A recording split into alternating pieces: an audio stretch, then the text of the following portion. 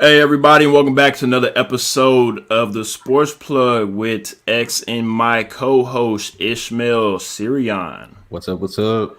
Of course, if you are on Facebook, please make sure you like and share this broadcast so we can get some more people checking out this Week 15 recap of the NFL. If you are on Twitter, please make sure you follow at X_80 Williams 81 on Twitter. And if you are on YouTube, please make sure you subscribe to the Sports Plug and also hit that notification bell for the next episodes. Bing! Yes, sir. Yes, sir. Now, as always, of course, it's usually X and Ish on our weekly recap. Today, I have a very special guest, my good friend from Iowa, Casey McKinney, joining us. How you doing out there, sir? Hanging in there, man. Christmas week. Let's get going. Yes, sir. Yes, sir. He is also on another football show, and if you want to check that out, we'll definitely put that link in the description after this show is over with. So like we said, we're getting right into the NFL Week 15 recap, and we'll start everything off with the Thursday night football game that we had with the Chargers and Raiders. I'll be honest with you guys, I think this game started off the way that this game started off the week when it comes to upsets, right? So, unfortunately, as you see, we both picked the Raiders to win this game because we didn't know which Charger team was going to show up. Well, it looked like Justin Herbert, I'm not going to give up on this season type of guy, showed up and pulled out this game for the Chargers with a 30-27 victory. Yeah, I mean, the Chargers did pull out the upset because you have to say it was an upset. Derek Carr gets hurt. Marcus Mariota comes in, plays an amazing game. Other than that late pick, it was a wonderful game by Marcus Mariota. The question, though, is does this save Anthony Lynn's job? I don't know. I think some of this is in spite of the coaching that Anthony Lynn and that coaching staff is doing. It's just the guys wanting to win. So that's really my takeaway from the game is how much does this go into the court of saving Anthony Lynn? Man, I just can't see it. This is the thing. You see every week, and that was the thing. I took the Raiders in an eliminator pool. This pool made it this far, and I got eliminated this week. I just expected the Chargers to do Chargers things and throw the game away at the end, and they tried. No team wanted to win this game. You watched it. Nobody, nobody wanted to get in there and get it done, but. There are built-in excuses for the Chargers. In my opinion, the best player on their team is not playing right now in Derwin James. They've got some built-in excuses. Every team has injuries, though. So in the end, I think that they do go get themselves a new head coach in the offseason. But, man, you can make an argument either way right now. Yeah. And we talk about that as well, Ish and I, when it comes to the injuries amongst teams all throughout the NFL. You know, we could talk about from the 49ers to my team with the Titans, from the Houston Texans. I mean, everybody has injuries, and unfortunately at this moment, that's not something that people are going to let you use as an excuse for why you are what you are at this point in the season.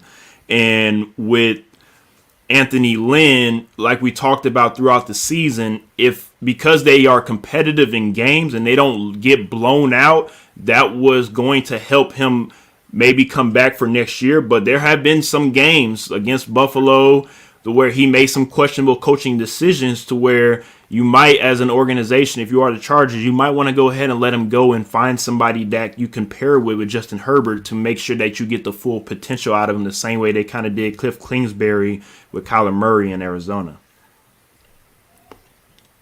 All right, let's go ahead and move on to Sunday afternoon football with the Bills and the Broncos. The Bills went ahead, took care of business against the Broncos like a team getting ready for the playoffs should do. This is the first time the Bills won the AFC East since 1995. We might have some listeners out there that weren't even born yet. Last time the Bills won the AFC East. And also, last time they won it, they were wearing red helmets, not the white helmets that they are wearing now, which I think they definitely should bring back one of these days. Casey, we talked about the Bills before we got onto this show. After this win, are we really taking these Bills a lot more seriously than people want to take them for? I might be taking them a little more seriously than everyone else. We did our power rankings on the podcast last week. I had them at 2. I am buying what this team is doing.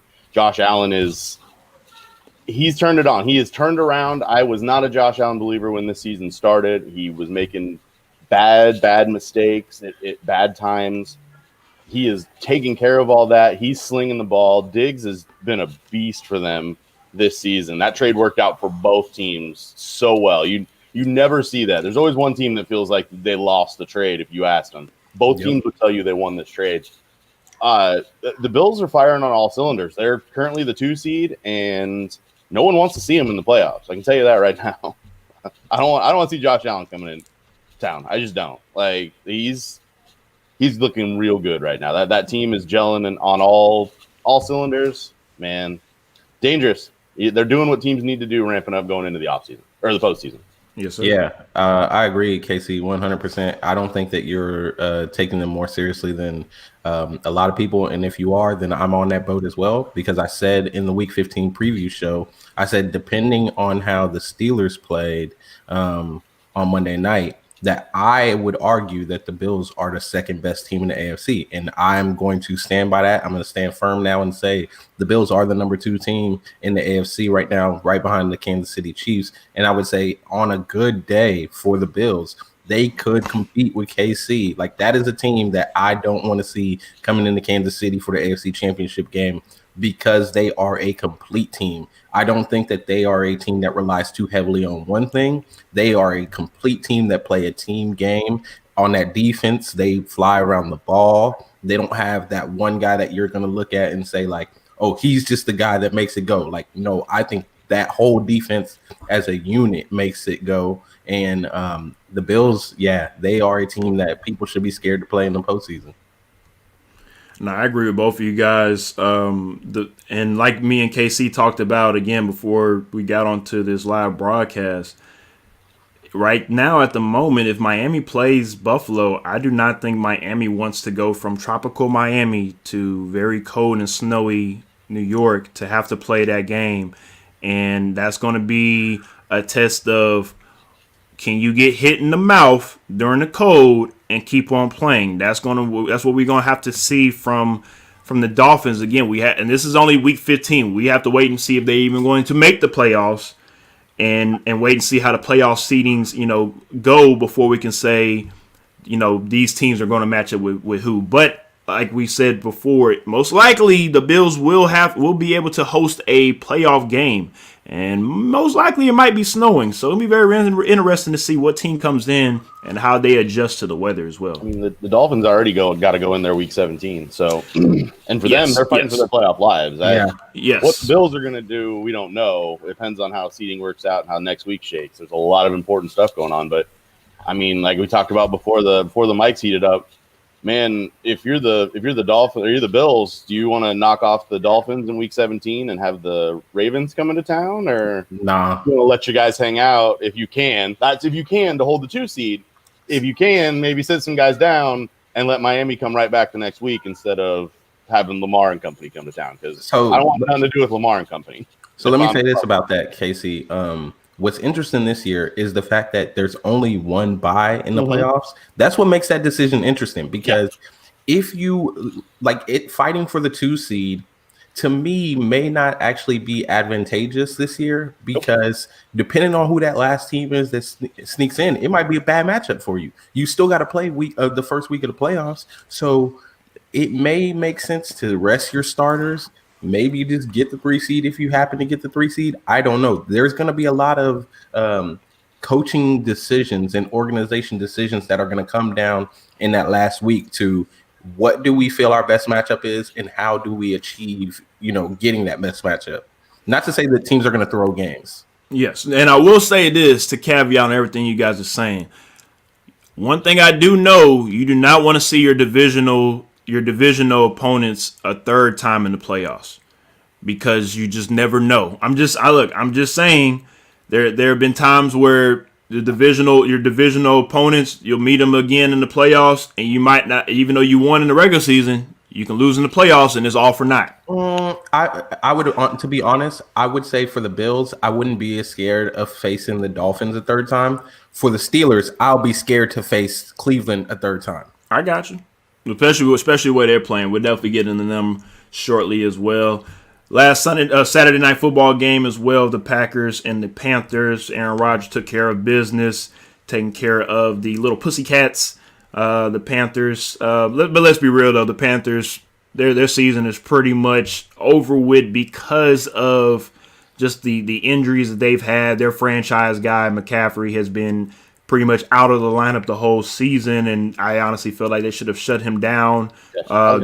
They shouldn't have even brought him back when he injured his shoulder when they brought him back, and after that, I'd just go ahead and sit him down, because if you are paying this amount of money in a running back and you are trying to run your offense through him, you need to have him ready next year. This season is over with. You're not playing for anything. Sit his butt down and get him ready for next year. Yep, I agree. Ish, anything to say about this game before we move on? The one thing that I have to say is I think, and again, I think I said it before this game, maybe on the preview show or something. I think they need to sit Teddy Bridgewater down and let PJ Walker get a shot. Yeah, you said that last week. I mean,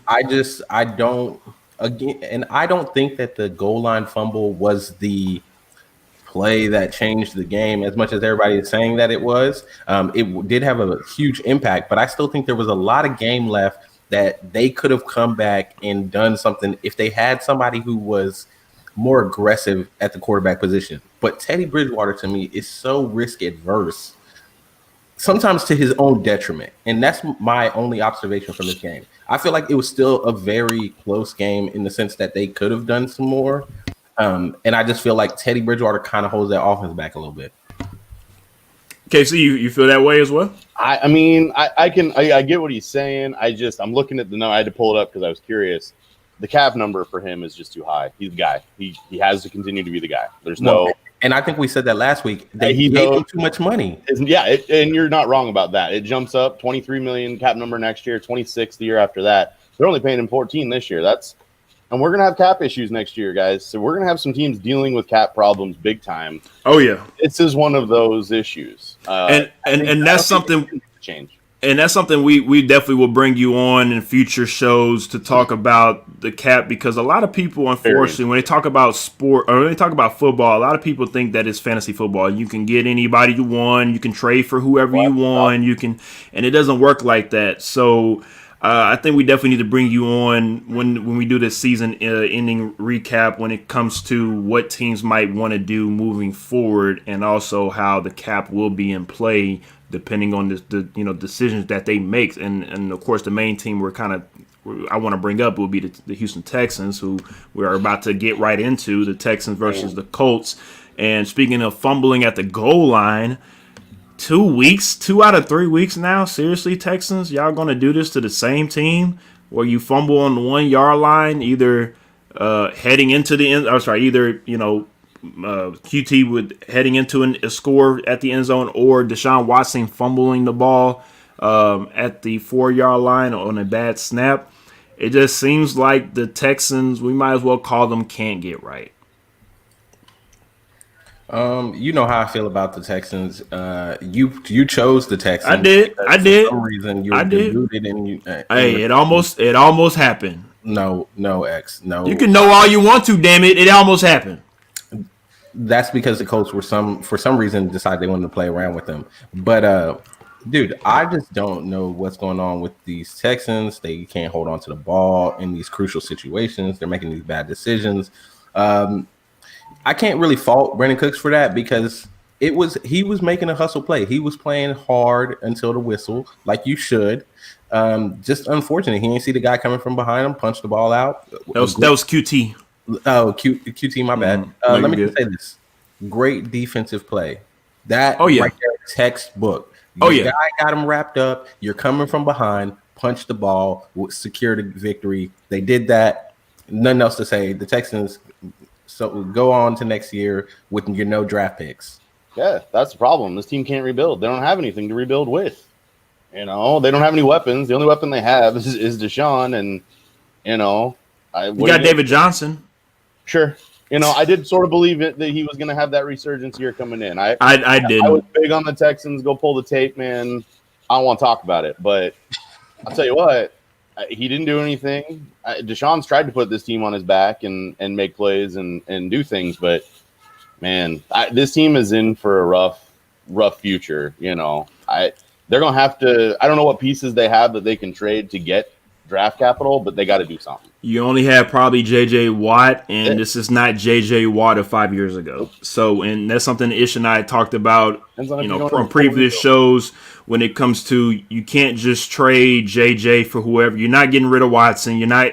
So it's like you really don't have anything to trade for. And moving forward, Bill O'Brien has screwed you when it comes to your draft capital to be able to help build this team moving forward. So every game is kind of like, if you're not even a Houston Texan fan, if you're on the outside looking in, you're just a Deshaun Watson fan, you're just praying to make sure that he's healthy coming out of these games, because it just seems like he's, like we just said, literally fighting for his life and fighting for this team to be able just to win a game. And it really is. But I will say that nobody going to feel sorry for Deshaun because he has a lot of money, right? It's just one of those things where people are not gonna feel bad for him. Hey, people ain't gonna feel bad for professional athletes or anybody that makes a lot of money because they make money. He plays a game where his body gets beaten up. I agree. Look, we played the game. Look, I understand. We both understand, but eventually, I don't know, man. They're gonna have to do something with him. I get it. He's loved there. You can't trade him.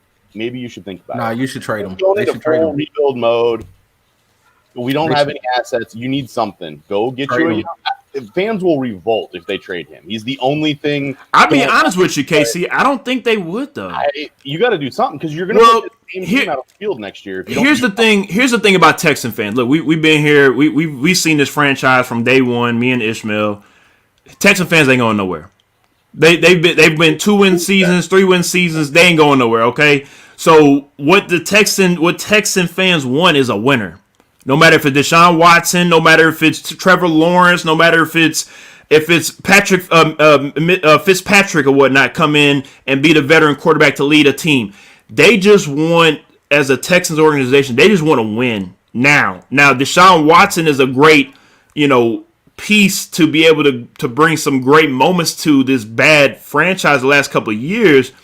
But if I'm a Tex, the same way I see with the Houston Rockets. Look, if I am a Houston fan, and if we can get better by getting rid of, and we love this guy, but getting rid of him and being able to get other pieces, that's the same way with the James Harden situation. You might want to get rid of James Harden to be able to make your team better. And I'm just saying. You're right. I'm just saying. Deshaun Watson is not a cancer to the team. I'm not saying that. That's not what I'm saying. Is the kind of guy you want to lead the organization. The problem is they need to get rid of him in order for his sake, but also to regain some draft capital. Like, it just is the best organization. It's a business. It's a business decision. It's not personal at all. It has everything to do with business at this point.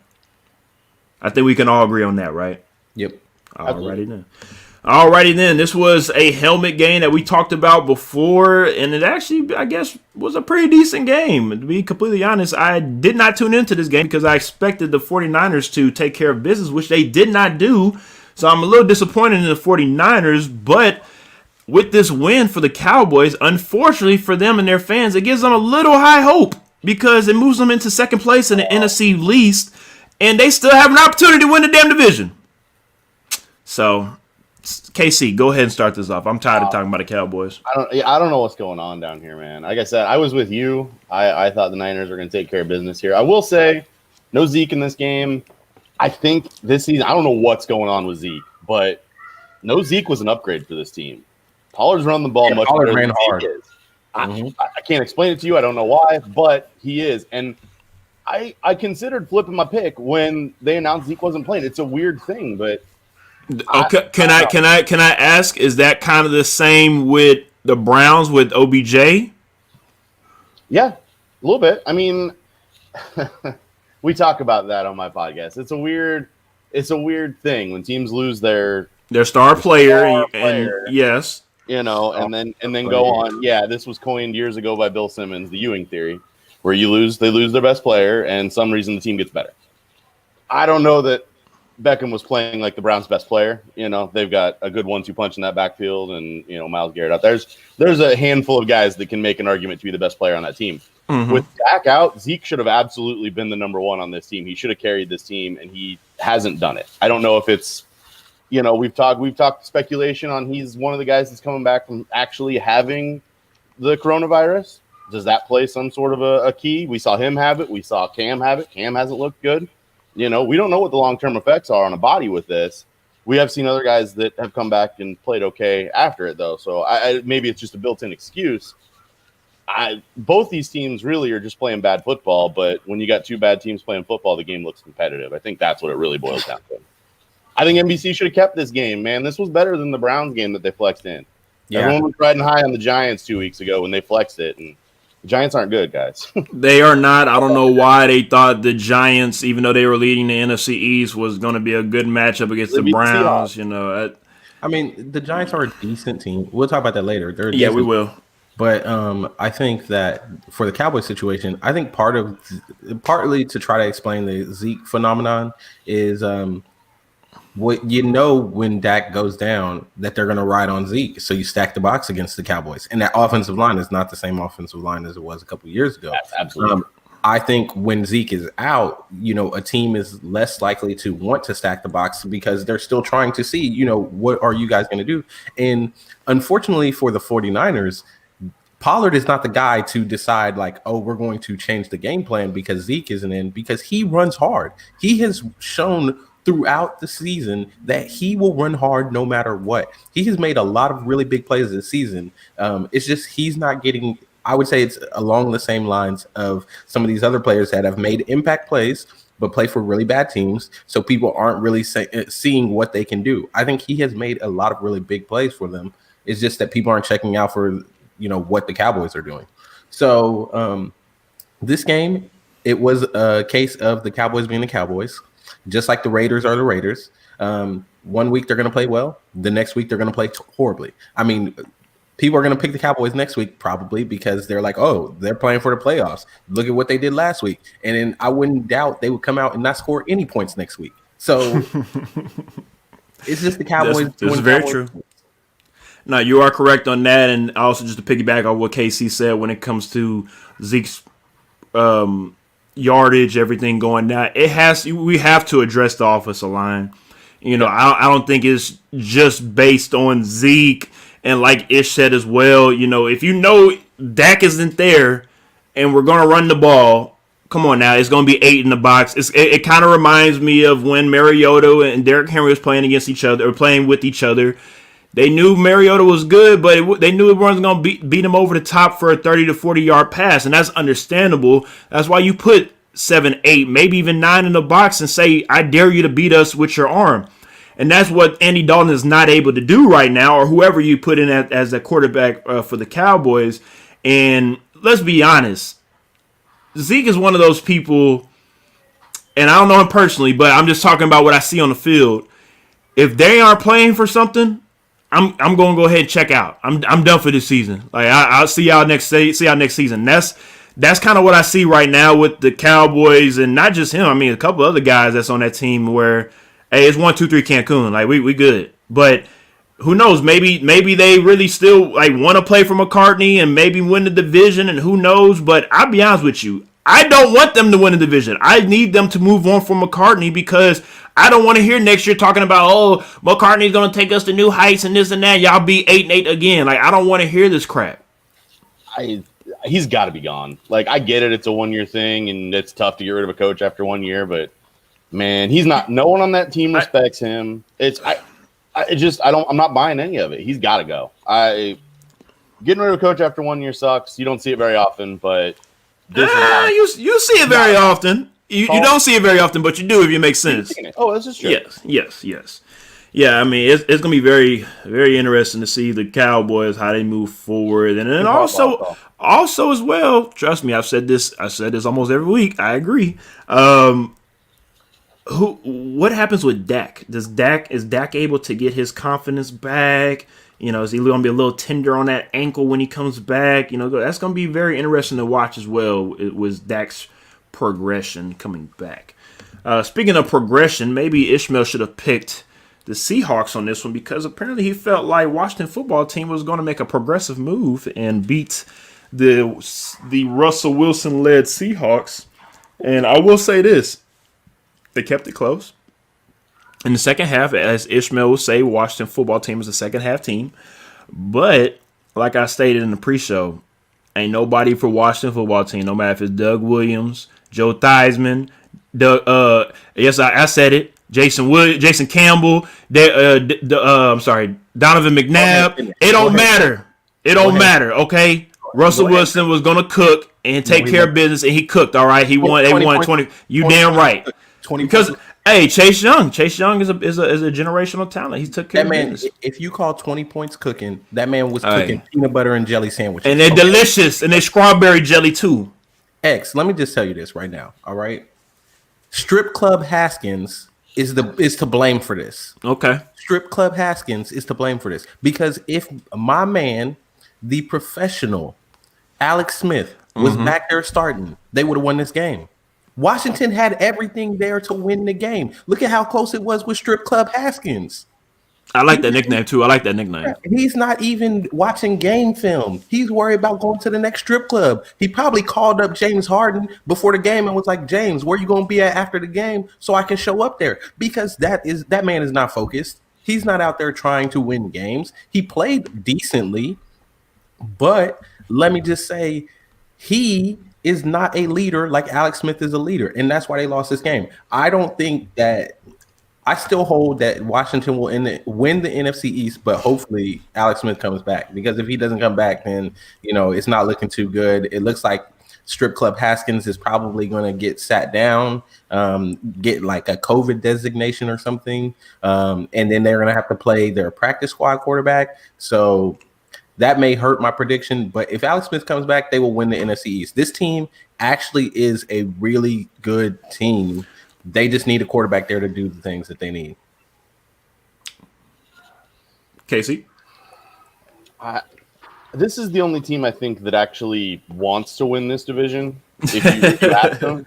Yes. Not from a – I just think they've had so much go on with the name change, with all the stories that came out, that a playoff game for this team would be a net win. You're moving up 10 draft spots if you win this division, and you don't want anything to do with it. I know a couple Eagles fans. I know Cowboys fans. They don't want to win this division. Eagles, the organization, don't deserve to win the damn division this year. They won't try. I don't think they're going to get there. But I don't know. This Alex Smith thing is crazy. I don't know that he might come back. I don't know. I don't know what the future holds for this kid. I love Alex Smith. I go get my Alex Smith Chiefs jersey for you if you want and hang it up. I'm a big Alex Smith guy. I loved him, but I don't know. This Washington team baffles me. Y'all got a pretty good defense, like you said. They got the generational talent. I still think they get bounced if they make it in the first. Like, they might give it a game to whoever they play, but that's all the further you're going to get from anyone in this division. Oh yeah. They're not going to. Whoever wins this division, unless somehow Philadelphia comes back and finds a way to sneak in. Nah, they after that loss to the Cardinals, and we're getting that in a second. For at the moment, they said that they had to win every game to make the playoffs. Okay. Well, they're done. Outside of Philadelphia, now that Jalen Hurts is playing, which wow, you should have probably put that man in weeks ago. Exactly. We'll talk about that later. Yeah. But anyway, that's the only team to me that I would be scared to play in the playoffs because of the way they look now with Jalen Hurts. Even with Alex Smith, I think Alex Smith is good to get you to the playoffs. He's not good to do much else once you're there. So I think they win the division if he plays and they get to the playoffs, and then they play like a decent game and they get out in the first round. Oh well, that is a huge. That's a win. That's a win. Yeah, I agree.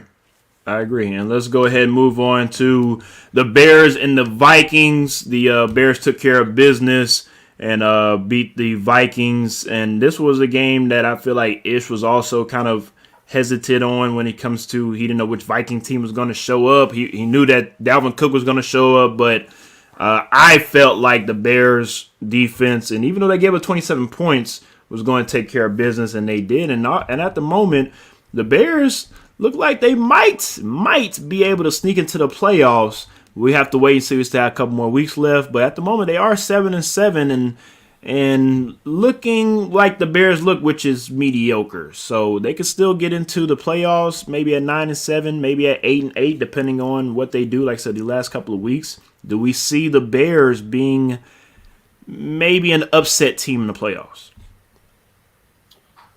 You can never count out the Bears defense, right? I mean, they've got great talent on defense. I'm not a Mitchell Trubisky believer, but I don't know what it is he does before the game to make David Montgomery play football. But he makes David Montgomery a football player. Like him being out there, is it him being a running threat and you don't know which way they're going to go with it? I don't know what it is, but man, Montgomery has been on one since they brought Mitch back in at quarterback position. And if they can get the ground game going like they've done, control the clock, yeah, they could absolutely come in and shock somebody. They've got two, they end the season with Green Bay. That's a problem, I think. Green Bay is still going to be fighting for that 1 seed, so I don't think they're able to sneak in. They're going to have to win out to get it, and I don't see them getting past Green Bay. But who knows? I mean, division games are crazy. Anything can happen. If they got in, sure, maybe. They can still get that wild card spot at the moment. The Cardinals are number 7 with 8-6. The Cardinals still got to play the Rams. And the Cardinals still have a tough couple of more games. So we have that's why this when we talked about it before the show, Casey, it's a week by week basis type of league. Just because week 15 looked this way, week 17 is going to look completely different, and we'll have a different conversation. So it'll be very interesting to see what the Bears are able to do. But just imagine if they had just a decent quarterback. Man. Yeah, totally I agree. This team could look a lot different. Speaking of teams that has a decent quarterback, both of these teams actually have a decent quarterback. Well, this is true. Talking about Tannehill, but also Matt Stafford is a pretty decent quarterback. But the Tennessee Titans, of course, took care of business at home against the Lions like they should, won by 21 points. As a Titans fan, I am very. I'll be honest with you. After this game, we took care of business, but I was looking to the Packers game, and I'm already in my head saying, we're going to lose because of our defense. I already said it to myself, but then I thought about it. I said, hold up now. The Titans since week 1 has led the NFL in offense, and at this moment, if y'all want to go look up some stats, 'cause I know people love stats. The Tennessee Titans are number 1 in scoring offense. So with that being said, I kind of had to calm down a little bit because even though Aaron Rodgers will pick apart our defense, and he will do that because he's that bad man, the Titans, as long as we are able to put up 30, maybe even 40 points, I feel like we can beat the Packers in Lambeau Field. And if we do that, that would be a great win moving into the playoffs. And that's something that we need for confidence and just being able to let ourselves know that we can do this and make it back to the AFC Championship game and even make it to a Super Bowl. We need this win more than I feel like the Packers do because everybody know about Aaron Rodgers. Everybody love Aaron Rodgers. Everybody know what he's able to do in Lambeau Field in the playoffs. But when it comes to building our confidence as a Titans organization, I feel like we need this win a lot more than the Packers do. Sure, I get your argument. I think this is a shootout type game. The Titans are going to, I think, have to win games the way the Chiefs did it last year. You said that before the microphone heated up. That defense isn't great, but the offense, I think, can keep pace. Especially, Green Bay doesn't exactly have the defense to write home about either. So, give me a high-scoring game, and anything can happen. KC, don't sugarcoat our defense. Our defense is fucking horrible. Like it's horrible. It's trash. Okay, like I've said it since week 1 of the season. It's horrible to see the swap of my Tennessee Titans go from really, really good defense to an okay stagnant offense to a badass offense and now a can't stop a nosebleed defense. It's very disappointing because the main things that we know when playoff time come, you need a stout defense, you need a running game, and you need a quarterback that's not going to turn the ball over. Okay, we have 2 out of 3. Once we're able to get that defense rolling, I will put my Tennessee Titans up against the Kansas City Chiefs, the Buffalo Bills, the Cleveland Browns. I want to play anybody. That's how I feel about Tennessee Titans at this moment. Okay, don't get too crazy. I'm just saying. Hey, I have been saying all year long And now is the time for my predictions to come to fruition, and for everybody to know, the Oilers, it is their time of year. The Oilers have come to play. And my man, Derrick Henry, the best back in the league, is out here, ready for playoff football. Okay. The Oilers, I knew they were going to win this game because Derrick Henry, of course. But one thing there is to note that people should take notice of, this game was the first game, I think, probably since like week 5, I'll have to go double check, that their rookie running back that was drafted to come in and play a second fiddle to Derrick Henry, this is the first game he played. And he actually contributed 30 yards on the ground, but 27 yards catching the ball out of the backfield with a touchdown. So that is something to think about, because when you think about some of these great running teams, they always have that complement to their main back who can get the ball out of the backfield, but also run the ball. We're talking about Cleveland. We're talking about even in KC. Kansas City. Mm-hmm. We've got backs that can get the ball out of the backfield, and we're always great when we've got backs that we got somebody that can run, and we got somebody that can catch the ball out of the backfield. So that is a big thing to note, because if he continues to play and contribute that way, the Oilers' offense is only getting better from what I'm seeing. And like you said, number 1 scoring offense. Teams should be scared about a shootout with the Oilers. They are a real shootout potential team. Now that defense is probably where. Oh, trust me, I know. You're talking about playing the Bills or the Kansas City Chiefs. Like, dude, your defense against Josh Allen or Patrick Mahomes, they might as well score 100. Again, y'all can say what you want about Mr. Patty Mahomes and Mr. Josh Allen all you want to. One thing I know about NFL games, everybody has a bad game from time to time. Well, Everybody sometimes makes some bad decisions and whatnot, and don't come in that game thinking I'm about to slice up this defense and throw two or three picks. That's all I'm saying. Let me just better respect your opponent. Better respect your opponent. I agree with you 100%. Let me just say this though. One thing that the Oilers have proven this year is that if they get behind by too much, it's hard for them to come back and finish the game. And that is what is scary about that defense, because the defense doesn't start well. And if they play the Bills or the Chiefs and get behind by 21 or 17, that second half, yeah, you may be able to score some points, but is the defense going to be able to allow you to get back in the game with enough time? And that's where I feel for the Oilers. I'm scared for them, because your biggest asset is running the ball. So you kill yourself in the second half. You have to stay in the game early. I don't agree with running the ball anymore. As we saw in Coming to America, aha!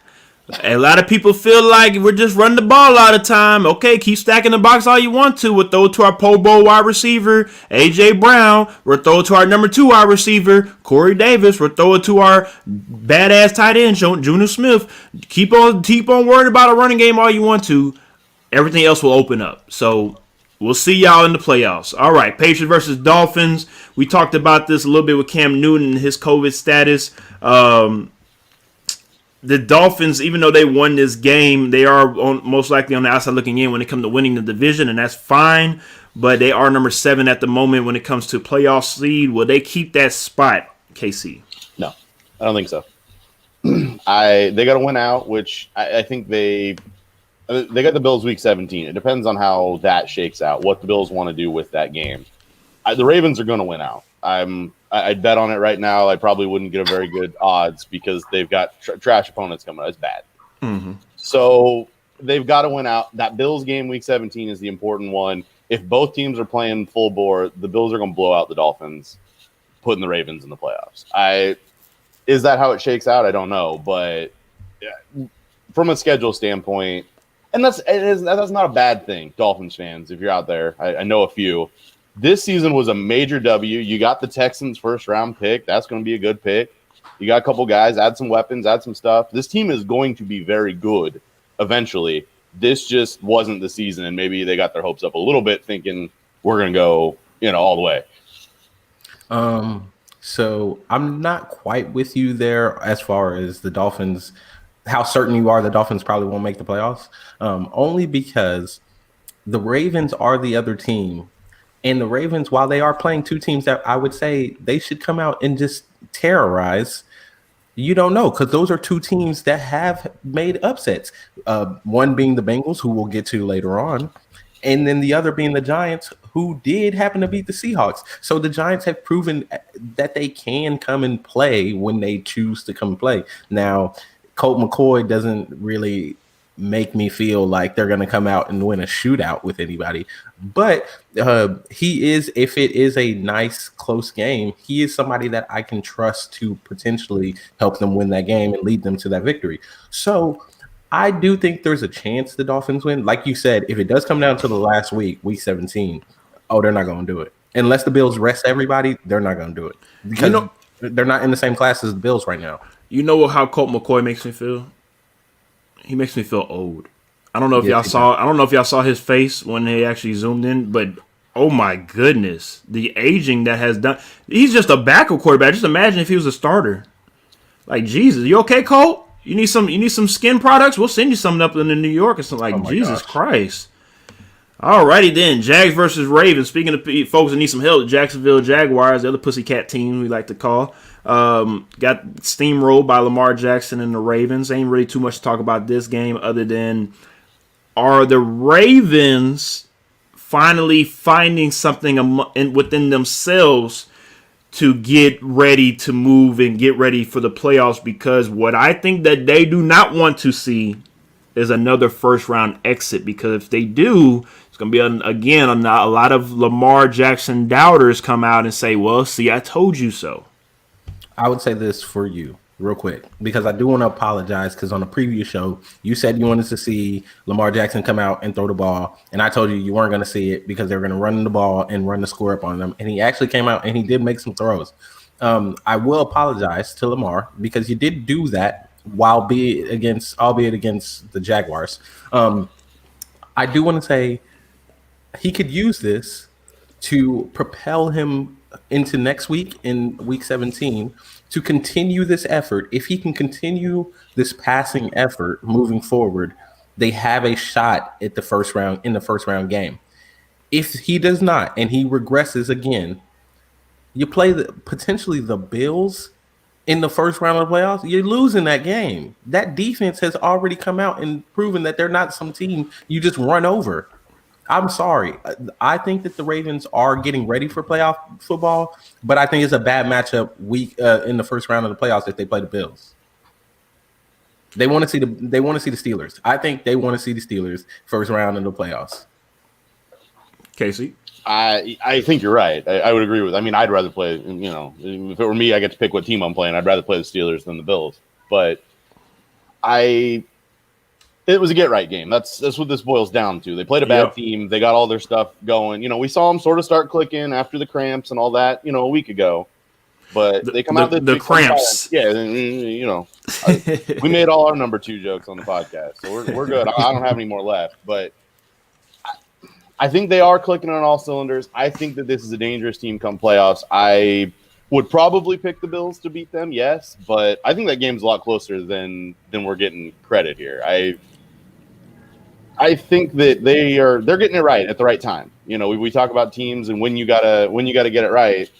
This is the time. This is the time to do it. Last year, this was the time that they ramped up and made their run. I think you could see something very similar coming from Baltimore here. I agree. Now the thing, 2 easy opponents coming up too. So now the thing is, and like Ish and I have talked about before, is just can you make those passing plays? That is what we are worried about when it comes to Lamar. We know you can run. We know you can make spectacular plays with your feet. We know that. They ain't got no can you make it with your? I don't want to hear that shit no more. You got Hollywood Brown. Okay. You got the X. Don't throw it up, son. Throw it up, okay? Hey, I'm just saying, they could have went out there and got AB, but they didn't, okay? So that's on them. All right. Good. He's not gonna be a difference maker. You goddamn right he's not. But that's who the Baltimore Ravens went out to go get, so that's on them. All righty then. Speaking of AB, his new team and also his first touchdown in the NFL this year, the Buccaneers versus the Falcons, and unfortunately. It's Falcons, man. For the Falcons, it seems like they are still living in the past. with this Tom Brady nightmare that they keep on revisiting and losing these leads to Tom Brady. And no matter what team he plays for, he could play for a wiffle ball team, and apparently they're going to lose that lead to them. I mean, they're losing leads to more than just Tom Brady. This is true. This is true, but Tom Brady is their kryptonite. It does appear to be that way. I won't disagree with that. I don't even know. This Falcons team is just, and it's going to get worse, guys, for this Falcons team. Go look at their cap number. We talked about a little bit of cap number stuff earlier. Ugh. They are going into having problems. You might, if a team's willing to pick up that contract, Julio Jones might be playing for a different team next year if they can get some draft capital for him. Because, man, to be completely honest, I was going to say, to be completely honest, I would not be surprised at all if Julio is out, mainly because of Julio. Julio has gotten everything he wanted from Atlanta. He gotten money. He got in Super Bowl appearance, not Super Bowl ring. But I feel like to owe it to Julio, he needs to go play somewhere else so he can win a championship, and because he's done as much as he needs to. And the Falcons have their other two wide receivers, Ridley and I know I'm missing one more, but they already have three wide receivers that can take over what they need to take over. And one thing about wide receivers, I'm a wide receiver saying this, you can find wide receivers, unfortunately. You can find guys that can come in and just make catches, not be Julio. But I'm just saying you can. Same thing with the Cowboys. You talk about with Zeke, right? He's not Zeke, but he can at least tote that rock and make some plays for us to win some games. So that's what I'm saying with the Falcons. If you're going to keep Matt Ryan, just surround him, get that defense up to par like he did for the Super Bowl, and make another run at it. Because the Falcons, man, I mean, go from a Super Bowl team a couple years ago to being 4-10 right now. Well, my question would be for both of you guys, and maybe we'll go into this more at the end of the season recap. But what would the asking price be for Julio Jones? Like, what do you see the actual market being for? At least Julio a first rounder. A first round? Well, first. Hell yeah. NFL trades are never what you think they're going to be. They're always worth less than you think they are. Go look at any trade. That's what I'm saying. A first round? Unless it's a draft. I don't think it is, because this is going to be the same thing that you see with something like a Carson Wentz deal. I'm telling you right now, watch out for Carson Wentz throwing the ball to Julio Jones in New England next year. We'll talk about that real soon. We'll talk about it real soon. But I think this would be a team doing the Falcons a favor and basically taking him off their hands. I think it's a third, fourth round pick, and they're basically paying that team to take the contract. And I was thinking, we see this more in basketball, we see this more in baseball, where teams are taking players to take cap money off. We've only really seen this in the NFL once with Brock Osweiler, where they got more back to take him because they were taking the contract off of him. I think we might see something similar with like Carson Wentz here too. Let me throw something out there. That's a later conversation. I want to throw just a early feeler out here. We talked about the Houston Texans rebuilding. Mm-hmm. We already got rid of some draft picks. Why not make a splash? Find a way to get Julio Jones to Houston if they're willing to listen to you. I'm just saying, even if you send Will Fuller back to Atlanta on the other end of that deal, I think you try to find a way to show Deshaun Watson, if you really want to keep him and you want to show him like we're trying to invest to put pieces around you. What better way than to go get a guy like Julio Jones, who I agree with KC. I don't think a first round is what you're getting for him. I'm looking more like a third or a fourth, maybe with a couple other picks in there, but you might get a second. Okay, but didn't I just say Julio wants to go to a team where he can actually win a championship? Not go back and be mediocre again. He's not going to win shit with Deshaun Watson in Houston. I'm sorry. It's not going to happen. It's not going to happen, sir. It's not going to happen. It's not going to happen. Say on where he gets traded. Team makes that decision. This is true, but you also, depending on certain players, sometimes they let you say, yes, I want to go there. No, I don't want to go there. Mainly more in basketball than football. Football, they're going to trade your ass. They do. They got respect for him there. Yeah, but here's the thing, though. It's not. I understand where you come from, Ish, when it comes to trading them to Houston, but for me, again, if you get rid of Fuller and QT or whoever it is, okay, now you have two guys on Julio. You don't have the opportunity to be able to spread the ball out for Deshaun Watson and go right back to the Hopkins. I was gonna say right back to the Hopkins situation. Yeah, I mean, now you have an older wide receiver, so I don't like that. I'm sorry, Ish. I love you, but I don't like that. Also, he's due 20. Well, his cap number is 23 million next year. That's tough for anyone to pick up. Yep. A lot of money. Yeah, a lot of money for a guy who spent a lot of time hurt this year. I agree. All right, let's go ahead. Speaking of hurt guys, some hurt feelings apparently. Carson Wentz and the Eagles organization. The Eagles and the Cardinals played, and this was Jalen Hurts' second start. And before the Jalen Hurts' second start, a interesting report from Carson Wentz was pretty much saying that if they are going to move on with Jalen Hurts as the starter for the Eagles, he does not want to be a part of the Eagles organization. He wants to be traded. Now, I don't know how 100% accurate that is. I don't know if that is something that came out of his mouth, because let's be real, we know how the media is. They like to, stir some stuff up, and that's not something that they actually really said. But if that is something that Carson Wentz really did say, I'll be honest with y'all. I am looking at him sideways now, because just like the guy that has taken his spot, if I want a leader to lead me on the football field, Jalen Hurts did not pout and fuss when he had to sit down for Tua in Alabama. Am I correct? He had to sit and wait, and when he got his opportunity again, he came out and showed up and shined, and he did it again in Oklahoma. So for Jalen Hurts to be the professional that he is already just in his rookie year, his second start, compared to Carson Wentz, it's just very eye-opening, because the Eagles, to me, it seemed like it's a Doug Peterson and Carson Wentz thing when it comes to, I'm going to ride with this guy until the wheels fall off, and no matter what he does, we're still going to back him. And if this is true when it comes to Carson Wentz saying, I want to get traded because I'm not a starter, I don't want to be a part of Carson Wentz when it comes to I was a wide receiver or running back, whatever, because if that's the mindset you have, all right, cool then. Well, let me just say this, because I said it real quick, and I'm just going to touch on this real quick because I already discussed this in the preview show, I think, earlier. Let me just say this. Carson Wentz, I'm talking directly to you, my man. You need to tune into the show, because whoever you got in your circle around you, they're giving you bad advice.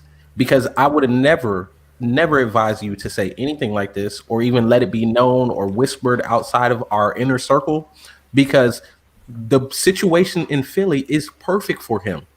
Jalen Hurts can play right now. Let him finish the season. Yeah, he's having a real good time right now. But at the earliest sign, the smallest sign of him of regression, yep, the fans in Philly will be calling. We want wins. We want wins. No, not even just because they like Carson Wentz, but because you gave him so much money, and he's going to have such a huge hit on that cap that people are going to feel like, why would we have somebody who we're paying all this money sit on the bench? As soon as Jalen Hurts throws a pick, Jalen Hurts make a mistake, because it's all in your favor right now. But now he came out, this report came out, it doesn't look good on you, it doesn't reflect well on you. The only team that I would say probably goes out and gets him is New England, because New England will pick up anybody that has some sort of potential, because Bill Belichick believes he's the whisperer of everybody. So that's the only team I think will really want to touch him at this point. Well, you say New England. I said this on the previous show, I feel like the Indianapolis Colts can make a run out of him next year after Phillip Rivers leaves. Frank Wright is the head coach. That was his offensive coordinator in Philadelphia, and that was one of his best statistical years. So I wouldn't be surprised if they have a reunion in Indy, but we just have to wait and see. And I don't mind that little tidbit that KC dropped on us when it comes to maybe Carson Wentz and Julio in New England. That could be a cool little, Here's the thing: if Carson Wentz, I'm not as mad about this apparently as it gets, but the guy's a competitor. He wants to play. Here's the thing: you want to play, you want to be a competitor, you want to be a starting quarterback in the NFL. I absolutely get it. Take a pay cut. You're going to have to be willing to rework your contract, so someone will trade for you. We saw Nick Foles do it to get out of Jacksonville, to go to Chicago. It didn't work for him, but he did restructure his contract and made it more friendly to the Bears so that they could bring him in and work with him. Mm-hmm. If he's willing to do that, I think more teams are going to be willing to do it. The cap number is just so big. It's so hard for the Eagles to dump that at the end of the day, I guess it boils down to, do you want to be a starting quarterback in the NFL, or you want to make money? Because he can absolutely, sit there, shut his mouth, and make a lot of money to hold a clipboard.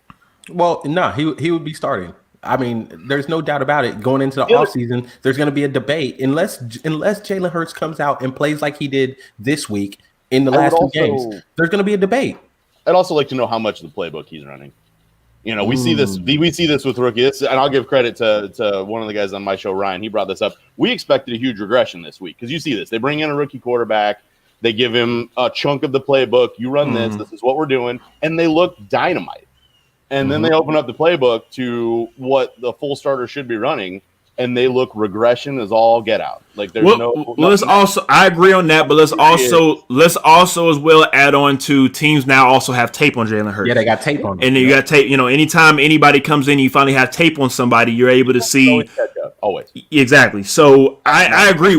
I don't like getting hyped over somebody's one game performance because it takes years to finally see how good a guy is. We see what happened. We see with Mahomes. You know, we see certain guys. We saw it was something special since day one, but now as this is third, fourth year in, we see that, okay, this is what we thought it was going to happen since day one. With Jalen Hurts, I think he can be a special talent in this league. We just have to wait and see how everything pans out for him. Either he might stay in Philly, either, you know, I'm not saying he'd get traded, but I'm just saying maybe Philly might not be the stop for him. Maybe somebody else might grab him and say, all right, Philly, if you want Wentz, y'all can keep him. Let us have Hurts. You know, we'll see what happens with that. All right, Jets and Rams. Unfortunately, it seems like the Jets got their first win of the season. But at what cost? This is kind of one of those, the Avengers Thanos meme where, you know, you win, as they say, you know, what did it cost you? You know, it cost you everything, right? This is what the Jets situation is in right now, where you won a game, and we talked about the ish, you know, a couple weeks ago when Greg Williams got fired for the all-out blitz. You know, you said the Jets are purposely trying to lose, trying to lose, and I said they weren't, and here we are. So, what do you have to say? They had to play a good. Like I said a couple weeks ago when they fired Greg Williams and they made him the scapegoat, they made that decision to lose that game. Like, let's not call it anything else. They, on that sideline, made that decision to lose that game because there is nobody, even a peewee football coach, that's calling an all-out blitz in that situation unless you are trying to lose a game. They made that decision as a group, and then they took Greg Williams and they say, Greg Williams, you're going to go and we're going to use you as a scapegoat and say we were trying to win the game. So you had something to prove because I think everybody was looking at them and saying they're trying to throw games, and so they had to play a complete game. They played a complete game against LA, and for me, I'm not saying anything against the Jets because I don't think the Jets are any different than what they were all the other weeks in this season. What I'm looking at from this game, LA, what are you doing? I knew you were gonna say that. Here you go. What are you doing? I mean, you are in the toughest division in football right now, the NFC West. Yeah. What are you doing? Like, you are trying to lose, like, to get out of the playoffs. Like, you're competing to win NFC, and then you come out and have this game against the Jets. This was horrible on the LA's part. I don't care anything about the Jets. You lost the first pick. Oh, well, sorry for you. You're probably going to end up with Justin Fields now. I don't agree with that. I think we still have 2 more weeks left. I think the Jets actually still get the first number 1 pick. I think the Jags might pull off a win. I mean, I'm just wait. We still got 2 more weeks left. Nobody thought the Bengals was gonna beat the Steelers, and we'll get in that shortly. I'm just saying, let's wait and see how the rest of the weeks pan out, and we'll come back to this conversation because I feel like the Jets were still going to get a number 1 pick. Unfortunately, I think they will get Trevor Lawrence, and I think Justin Fields goes to Jacksonville. The Jags have tell him to go away. The Jags have the Chicago Bears quarterback and the Colts. The Jags are not winning either of those games unless one of those teams decide they want to be like the LA Rams and come out and just not play a game. They're winning next week. Book it. Calm down. On the show, book it, son, against the Bears. Oh my goodness. Montgomery's gonna this is gonna be revenge for the Jags of Nick Foles going to the Bears. Mark it down, son. Mark it down. For who? The Jags as an organization, they're gonna feel this type of way. Oh, you want to leave us? You want to leave this bum team to go to another bum team? Nah, we're gonna show you. Let me put my tinfoil hat on real quick. Whatever works for him, I guess. I'm gonna put my tinfoil hat on, and I'm gonna say this: Trevor Lawrence is gonna call Jacksonville. He's gonna say, "Hey guys, I want to play for you and not for the Jets over there. Please lose these last 2 games. And Jacksonville's going to be like, oh, yeah. Okay, we'll lose for you, Trevor. You want to come play for us? Oh, okay, we're going to lose. Make sure. Don't worry about it. We're going to put Luton in or whoever else in, and we're going to tell them to just throw the ball to the other team the whole time. We'll see what happens. And honestly, I feel like Trevor Lawrence is low-key a little overrated. But we'll get into that another time because we got quarterbacks are. I agree, but we'll talk about that another time because we got to finish up this show. All right, and speaking of the Chiefs, of course, my guys, I wanted you guys here to talk about this one because I'm very interested to hear what you guys had to say about this game. The Chiefs took care of business, but only by 3 points to a Drew Brees that is coming back off of rib injury, and I felt like you can chit chat all you want to, Ish. I felt like the Chiefs should have took care of the Saints at least by 10 points because you're not playing against Drew Brees. Of course, you're playing against that defense. And if you're trying to get ready for the postseason, they put up 32 points, but I'm expecting the Chiefs to score at least 35 a game, right? They don't have to. All right. They don't have to. They do enough to win the game. And this team has done enough. Here's the thing I would say from this game.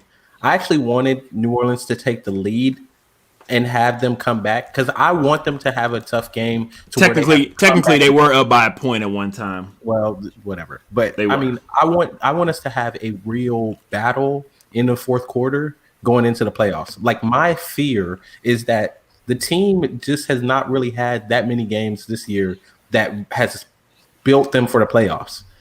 That's my one concern for the Chiefs. I just don't feel like they've played very many playoff games this season. Some of the other top competitors, I can say they have. Like the Bills have played a couple playoff games. I can say that even the Browns have played a couple playoff games. The Steelers, now they're in a bad run of form. They're hitting that run of form now. But if they win these last two games, especially that last Week 17 game is going to be for the division against Cleveland.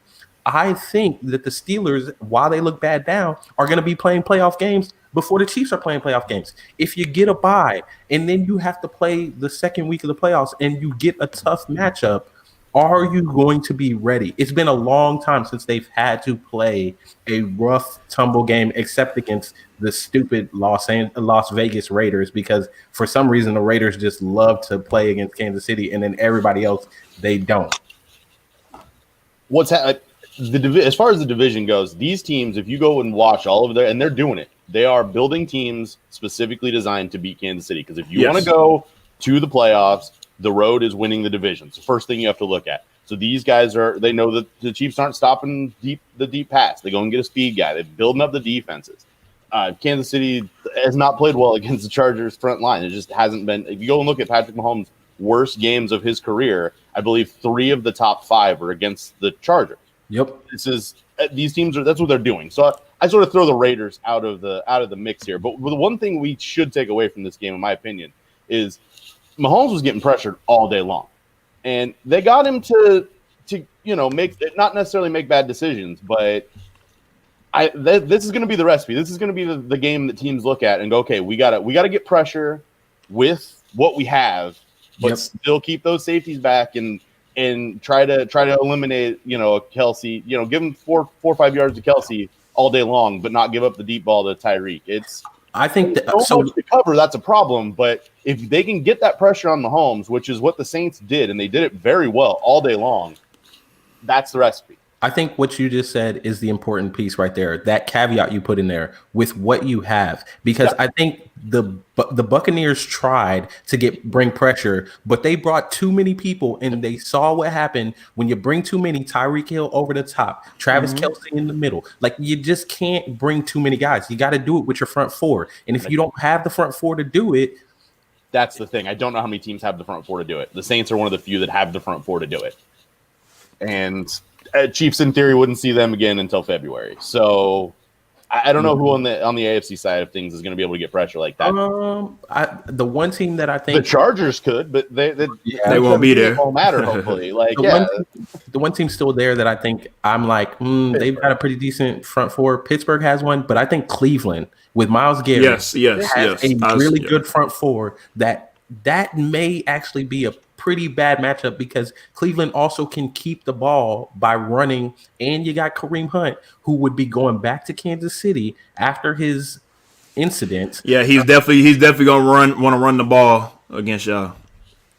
And it has nothing to do with what y'all did. It has everything to do with what he did. He just want to show, that he can still play, he of just course. wants to. Shout out to Carson Hernandez. He said, are the Steelers in the playoffs? They are at the moment, and we'll get into the playoff seedings real shortly once we get done with these games. Sunday Night Football, Browns versus Giants. Browns took care of business there with that game.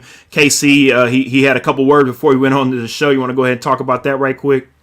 I think I said NBA. I don't know why NBC flexed this game in. Everyone was hot on the Giants after they beat the Seahawks. Oh, the Giants have a defense. Oh, the Giants look. Guys, the Giants aren't good.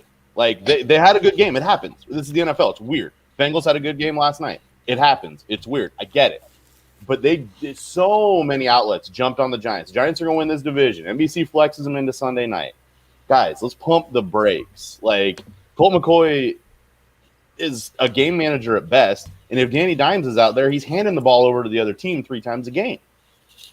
This team needs a lot of work before they're really does a contender for anything. I mean, it's the NFC East, so I guess they are technically a contender, but nah, I hate everything about this game. Like the fact that it got moved, that it got hyped. We knew the Browns were going to just come out and do it.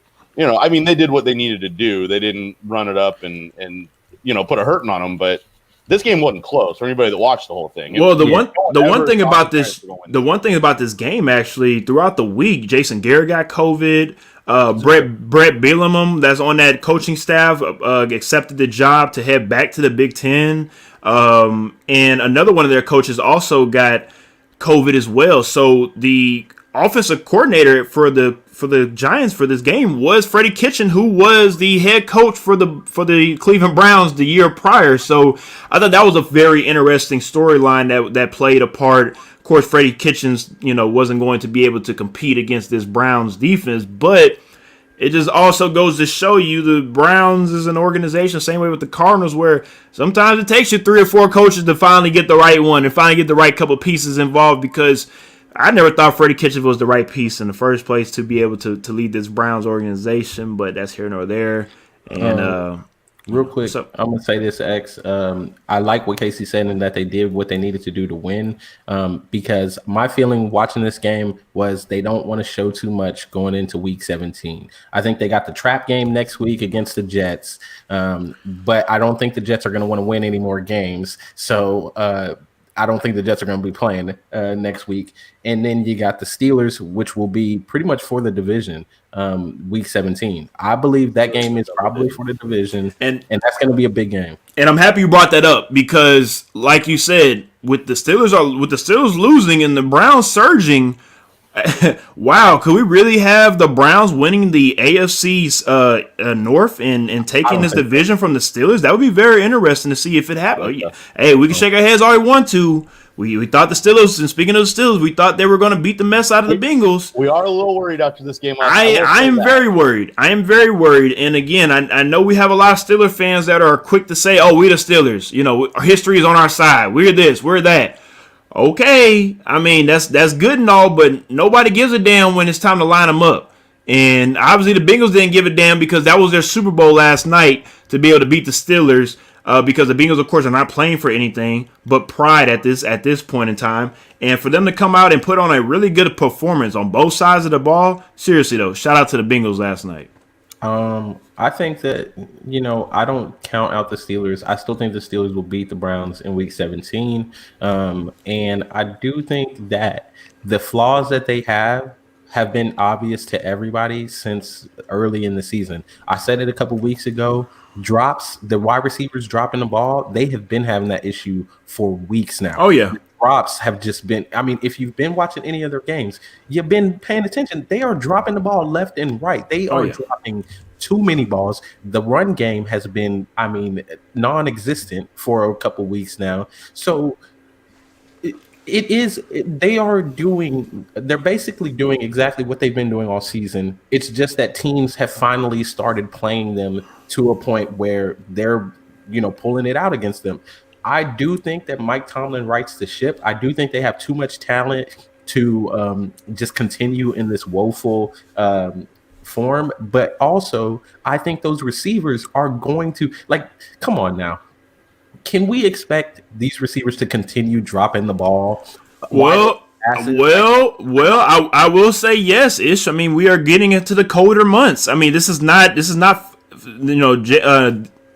August, September type of football right now. Your hands get cold, the ball's going to come at you. I wouldn't be surprised if we see more drops from the Steelers. Outside of that 1 year in Indianapolis, Ebron's been dropping the ball his whole career. Trust me, we talked about that as well. You got a tight end that has literally a history, a career of drops. It just, I don't know if it's contagious or what's going on there. I still believe in this Steelers team. I think the Steelers can stop the run. That's what's going to happen against the Browns. But they don't have their running game. Not good when he's pressured. But what about their running game? Their running game is non-existent right now. I'm seriously worried about the Steelers. Like I don't. Y'all have high hopes for them. I don't. Well, I don't have high hopes. I just think they can beat the Browns. Yeah. Okay. My bad. And then I'll say this. My bad. At the moment, I'm taking the Browns. And by next week, we're gonna see week 16. We're gonna see how both teams look. Going into week 17, if the Browns still look the way they look, I'm taking the Browns week 17 to win the division. I don't think the reason why I say that is that the wide receiver core that Pittsburgh has they were able to propel them to the record that they had before they started this 3-game losing streak. Nobody was talking about it. They were still dropping the ball earlier in the season, but nobody was talking about the drops. Of course, you don't talk about the bad stuff, right? When you're winning. But that's what I'm saying. It's the same team. So I still believe that even though the run game has been non-existent, the Steelers still have enough on the offensive side that they can make up for some of those drops with some of these big plays that they do create from time to time. And they just need a game where they're able to hit those plays. I think against the Browns, that's the perfect time because while the Browns are really good at stopping the run, the Browns are not the best pass defense in the world. And these guys play each other twice a year. The Steelers are going to be ready for that game. They're not, I mean, the Bengals, everybody, I give them a pass because I think everybody was sleeping on the Bengals for this one. I mean, I wouldn't because this is the first home win for the Bengals against the Steelers since 2013. So, oh well. I mean, and then let's also remind everybody that maybe Juju needs to stop dancing on people's logos. I need to hear about this, guys. Before he keeps getting the Sonic rings knocked out of his ass. I'm just saying. Yeah, that thing. But let me just say that I think he underestimates how offensive that is to some people. Some people take that personally, and I think they come out wanting to hit him. Look, Ish, we play football. We know from middle school, high school, college, pro. You come to somebody's house and you want to dance on our logo? Okay. Because the Buffalo Bills said the same thing last week when the Pittsburgh Steelers came into Buffalo and Josh Allen said, "We let them dance, let them do what we're gonna do, that they gonna do. We're gonna come out here and punch them in the mouth," and that's what they did, and that's what the Bengals did. I promise you, Mike Tomlin needs to have a talk with Juju and let him know, hey, look, man, I know you got your Twitch going on, I know you got your TikTok, I know you got all that good stuff going on, like KC talked about after you get done with your career. But right now, your job is to play football. And if y'all want to get on Antonio Brown about doing live with the Steelers and doing the things that he do with the Steelers, you need to hold Juju accountable as well. Yeah, he's got to focus, man. This ain't the Steeler way, guys. Thank you. The Steelers are a team that we just know the Steeler way. It's a thing. It really is.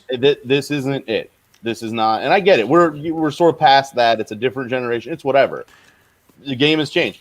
It hasn't changed that. Not with the Steelers. No, not with the Steelers organization. This is an organization that's only had 3 head coaches in their whole career. I mean, their whole franchise. So they know from within how things are ran, and that's what makes the Steelers organization a lot different compared to the other organization in the NFL. And like you said, KC, if they're not going about the Steeler way, then there's going to be some changes that will be made.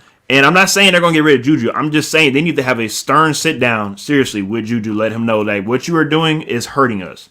All right, let's get into the playoffs right quick before we end off on this day. Right now, at the moment, Chiefs are number 1 in the AFC playoffs. Seeding, Bills are number 2. Steelers are 3 with their loss, and the Bills win. They had jumped the Bills up to number 2. Titans are at 4. Browns are at 5. Colts are 6, and the Dolphins are at 7. With the NFC, the Packers are at 1. The Saints are at 2 with their loss. The Seahawks are at number 3. The Washington football team are at 4. The Rams are at 5. The Buccaneers are at 6, and the Cardinals are at 7. Like I said, guys, before we get up out of here, if y'all want a quick little caveat on the AFC or NFC right quick. No, just waiting to see what happens this week.